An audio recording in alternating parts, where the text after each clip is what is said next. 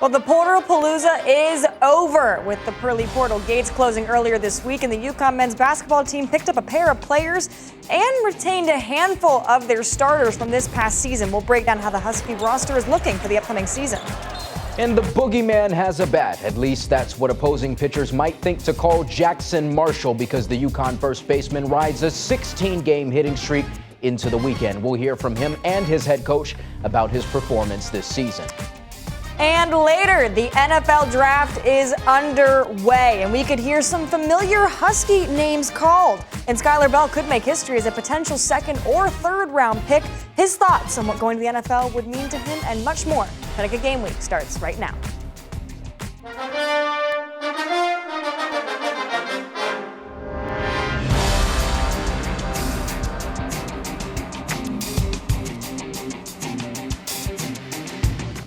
Well, the two-week Portal-Palooza is over, and now we have a clearer picture of next season's UConn men's hoops roster and what it'll look like with a handful of guys returning and one who will unfortunately be sidelined for the entire year. Welcome into Connecticut Game Week, everyone. I'm Sean Humphrey. And I'm Alexa Harley. Obviously, some guys did hit the portal and will take their talents elsewhere. That's to be expected when this happens at the end of the season. But the Huskies retained some of the key guys that made this past season title run so successful. And we'll start with this guy, the Elite Eight hero, Braylon Mullins. This was pretty big. I think a lot of fans were expecting to see and hoping to see Braylon return. This is a player whose name had been tossed around the NBA draft circles a little bit as a freshman. And of course, in the NIL era, Mullins could probably make more money at another institution. Those two realities were prevalent back when I talked to him in Indianapolis. And at that time, he said he had no idea what his future held. But we know now his future is Husky Blue. Also staying in stores is a guy that Hurley has dubbed his QB1. Now, this is basketball, so there's no quarterback on the court, but that's Silas Demery Jr. The Georgia transfer was a huge facilitator for this team, especially during the postseason. He battled a high ankle sprain for the entirety of the tournament. I was there in Indianapolis after the loss to Michigan. And just talking to Silas, I mean, it felt like he had unfinished business as a Husky. And retaining him, it's huge for the program, especially as they look to build a championship caliber team next season. And that's not to mention, I remember him flying against St. John's, taking flight and jamming all over the whole team. The Huskies also have Jaden Ross for another season, and he was a huge facilitator off the bench. He brought a lot of physicality on defense especially, and there's one more guy who's staying, but it's not all sunshine and roses, Alexa. Yeah, Soul Ball is back, but fans are not going to see him taking shots until the 2027-2028 season. He's going to take a medical red shirt. The school announced that this week. Now, the entire season had been a bit frustrating for Solo. The year prior, he shot 41% from three, and this season he never really got a good groove on the arc. He hurt his wrist back in December against Butler, sat out one game, and then it was back to business as usual. His injury was never really on anyone's radar. It wasn't until late into March that it became a little bit clear that he was dealing with that, and you could feel his frustration during the tournament. I mean, there were moments in some of the games where he would take shot after shot after shot from deep, and nothing would hit. So he's going to undergo surgery and then miss the upcoming season, but is expected to return the year after. And as Dan Hurley put it, he could be the best point guard in the country when he makes his comeback. Now, Hurley also struck gold in the portal, securing transfers in Duke's Nick Kamenia and Seton Hall's Najah Hines. Hines may be the guy to fill Terrace Reed Jr.'s tall shoes. He's 6'10". He averaged 2.2 blocks, which is second in the Big East, and 5.5 rebounds in just 18 minutes per game, providing a needed defensive anchor for the Huskies. Now, Kamenia is a very exciting grab. Think of a Swiss Army knife. That is what he is. He can pass, shoot, and play multiple spots. So he brings a lot of versatility to stores. He's kind of a guy that could be tabbed to be a little bit of an Alex Karaban guy. He's young, and if there's one thing Dan Hurley loves to do, it's foster and grow talent. Take Terrace Reed and Alex Karaban as examples. Those guys developed into elite players at UConn, and that's something I think Hurley and his staff want to see Kamenia do as well.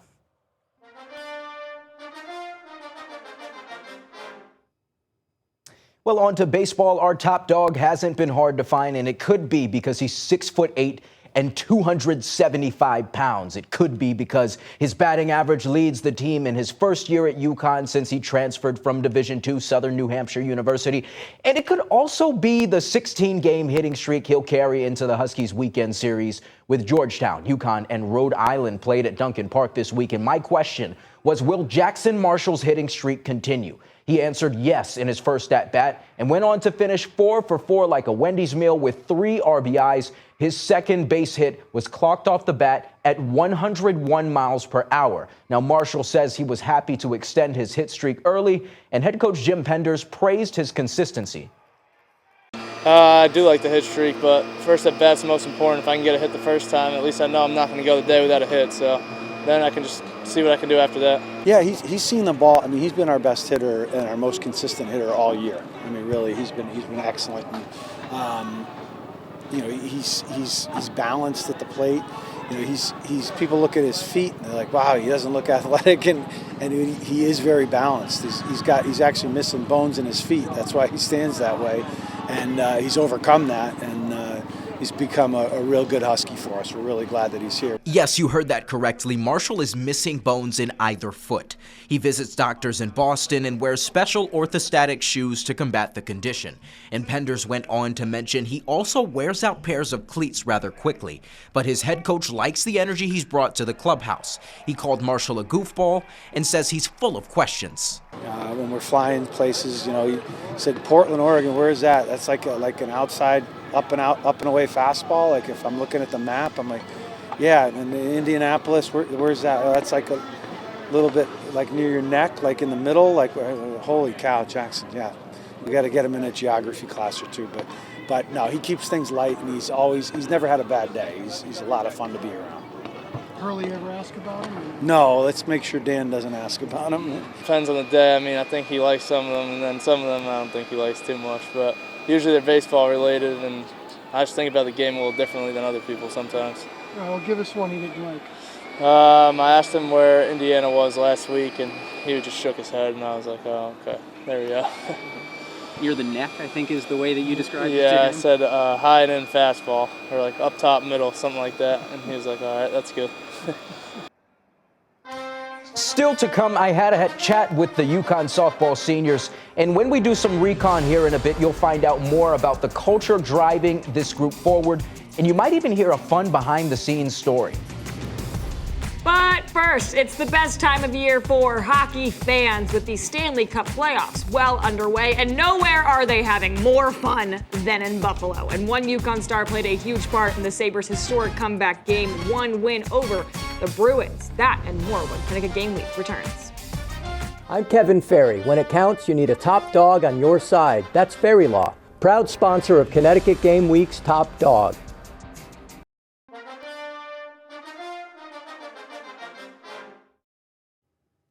Well, time now for our best in show. And Tage is all the rage right now in Buffalo after he notched not one, but 2 goals in the Sabres Game 1 comeback win over the Bruins this past week. The former UConn star and Olympian hit the back of the net twice to help ignite one of the greatest comebacks in Sabres history to snap one of the longest playoff win droughts in sports history. This is the Sabres' first playoff ice run since 2011, and they are currently locked in a very exciting series battle against Boston in a best-of-7 series. How about Kat Pettis? She just clobbers this one, and the ball finds a place to rest beyond the left field wall. It was her second home run in the Huskies' midweek matchup with Hofstra, and she was so dangerous at the plate, the visitors walked her to load the bases in the 5th rather than giving her a chance at home run number 3.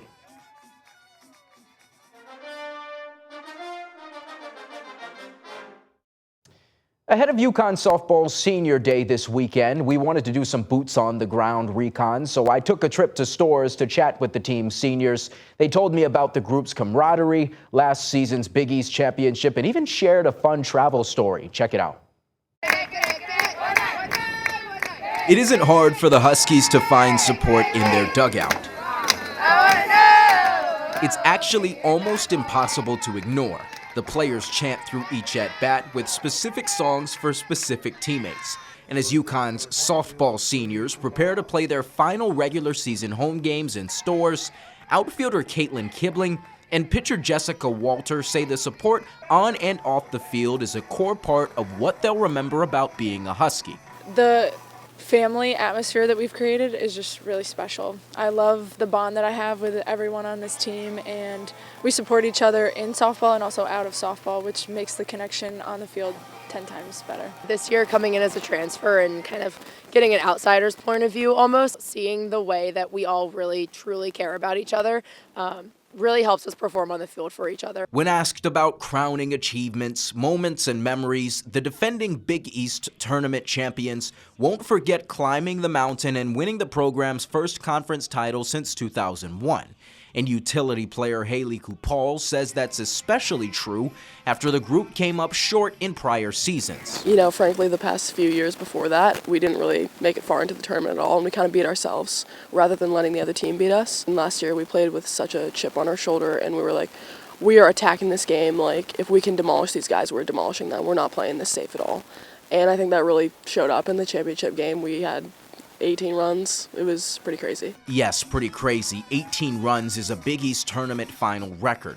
But when you spend a lot of time around teammates and travel across the country for sports, the road stories get remembered almost as much as the wins and losses. And there's a specific bus ride tradition that stuck with infielder Savannah Ring. And someone will just stand up and be like, all right, freshman karaoke time. And we have a microphone on the bus, and all the freshmen have to wear noise-canceling headphones, and they hear the song in their headphones, and they have to do a performance and sing every lyric to the song, and it's dead silent. So it's really funny to watch when you're not a freshman, but it is also quite fun to perform. Undercover American Idol winners? Ooh. No. 4 years ago, but it was her. What'd you say, Taylor Swift? I did Love Story by Taylor Swift, and I won Best Performance. I, too, love to sing Love Story by Taylor Swift, just an FYI for everybody at home. But still ahead, the NFL Draft kicks off in Pittsburgh this week. So who will be the first Husky selected this year? Many are projecting wide receiver Skyler Bell. What it would mean for him to add his name to UConn's growing NFL roster. Next. Reunited in Dallas. We'll hear from Paige Beckers and AZ Fudd as they continue training camp, what the Wings duo had to say about playing together at the professional level. More Connecticut Game Week right after this. Connecticut Game Week Best in Show is sponsored by New Balance of South Windsor and Avon.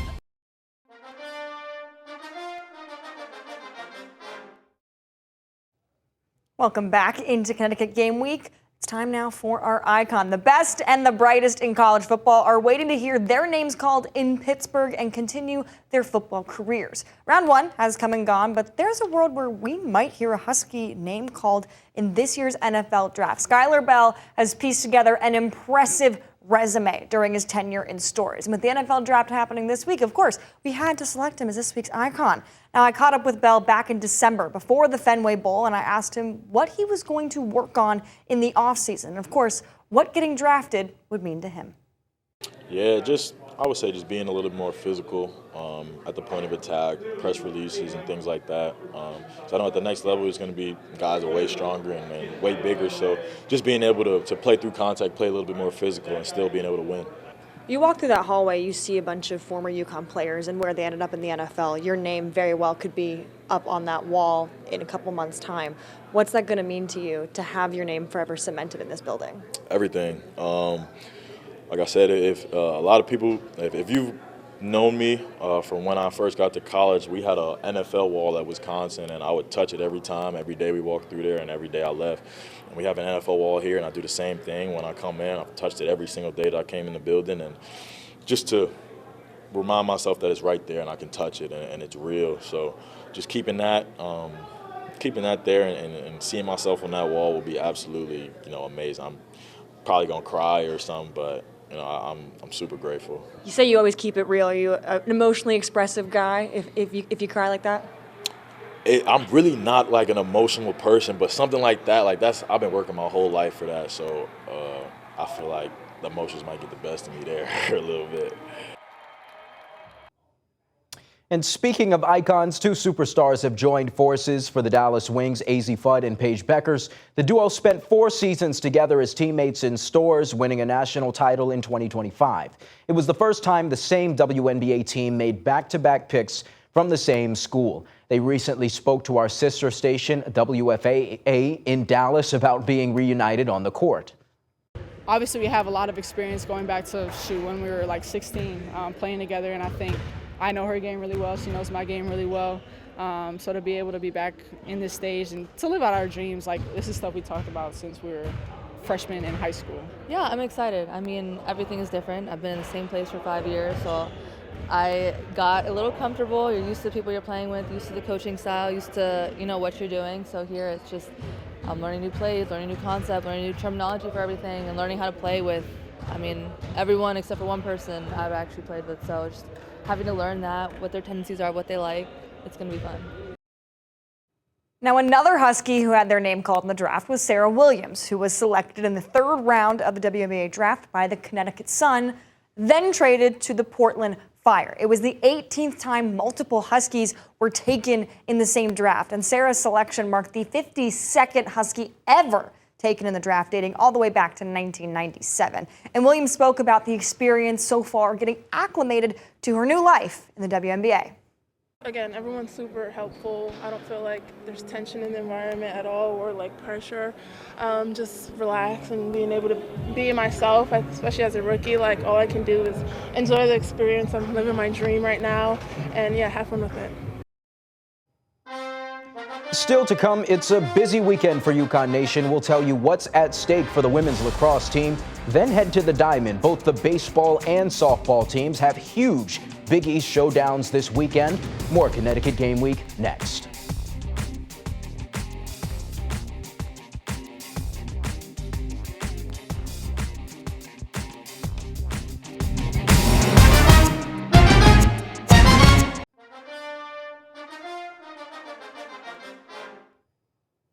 Welcome back. Time now for what's in stores, and we start with lacrosse. Winners of 3 of their last 4, the Huskies are poised to make the Big East tournament. But first, they have to get past Marquette on Saturday. Not only that, it's also senior day. We spoke with 2 of the team's leaders about what promises to be a huge day for the lacrosse program. Definitely, we have to clinch the Big East tournament this Saturday against Marquette. They're a very good program and team. We have a little bit of rivalry going against them, but our girls are getting ready and we've been preparing all week and can't wait to see them on Saturday and have a good game. Being our last home game on this field out of 4 years, which is crazy to me, and there's a lot going for this game, and I hope we just all show up and have so much fun and play our hearts out. It means a lot, especially since I've been here for 5 years. I feel like I've watched a bunch of people be in this position, and it's crazy that it's finally me. So it just definitely means a lot to have one more opportunity to be on this field that I played on for 4 years. All right, we're going to switch gears over to the Diamond because the Huskies have a Big East series this weekend. 3 games against Georgetown. UConn is trying to make up a bit of conference standing ground here with some wins this weekend. They trailing Xavier, St. John's, and Creighton right now in the conference standings. Last season, Huskies swept the Hoyas, and UConn is also riding a 2-game win streak, also with that Marshall extra hitting streak too. So should be a fun series this weekend. And as we told you earlier, Saturday is also senior day for UConn softball. The team hosts a big 3-game series against Creighton. The Huskies sit 3rd in the Big East standings, just a game behind the Blue Jays and 2 games back of Providence. Head coach Laura Valentino told us she's proud of the way her team has rallied after a slow start to the season. Yeah, I'm really proud of our team and how we've grown from the beginning to now. I mean, we've played some tough competition, we've been through some adversity, and right now I think they're really playing for we before me. They're playing for their teammates, they're playing for their why, they're playing for UConn, and it means a lot to them to be a Husky. So I think that it's all coming together of learning, growing, and they have a little bit of confidence. We're winning in a lot of different ways, so I think that's really contributing to our success. And we've got a new rivalry on our hands. Maybe. The UConn women's basketball team is going to play a home-and-home series against a Big Ten powerhouse Michigan starting next year. It's coming to stores, but You're going to have to be patient. I know, I hate those words too. But the Huskies, they're going to play in Ann Arbor on November 5th of 2026. Then Michigan will come to Connecticut during the next season. That'll be 2027 to 2028. These two teams have only faced off one time prior, and it was this past year with UConn getting the W 70-69 over Michigan. Didn't know that was the first time. Yeah, and what a game that was. I was there in person. Yeah. Three-point shooting barrage, an expedition, if you will, an exposition. And from what's in stores to staying in stores, Joey Muldowney is returning for his senior season. The junior forward racked up 17 goals and 12 assists this past season and was named the team's most valuable player. Forward Jake Richard is also returning next season. The Huskies fell to Michigan State in the NCAA tournament 2-1. Now, Alexa, I told you I have something that I wanted to talk about. We have extra time. About an hour before showtime, Sean was like, I've got something to fill this time. One of what is our it? mutual friends had a birthday this past week, and his name is Jonathan the Husky. So, I wanted to ask. So on a scale of 1 to 10, I've pet Jonathan this year, been very excited about it. I talk about Jonathan all the time, just in case you didn't notice. So, and if anyone, I'll vouch for that. It's not just in this studio, it's in the station, it's on the streets, it's on the rooftops, it's everywhere. I see him backstage. I always have to tell him what's up. Last time I saw him, he did lick my hand, so that maybe is a good sign for me.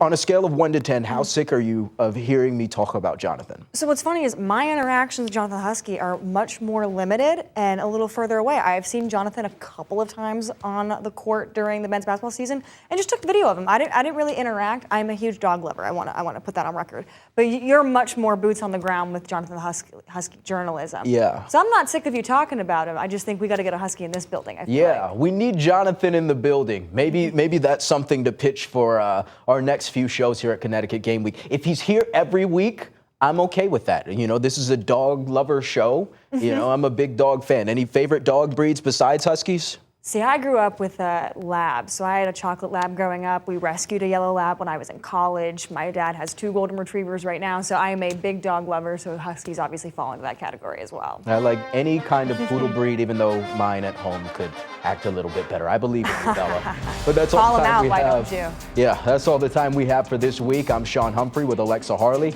We'll see you next week.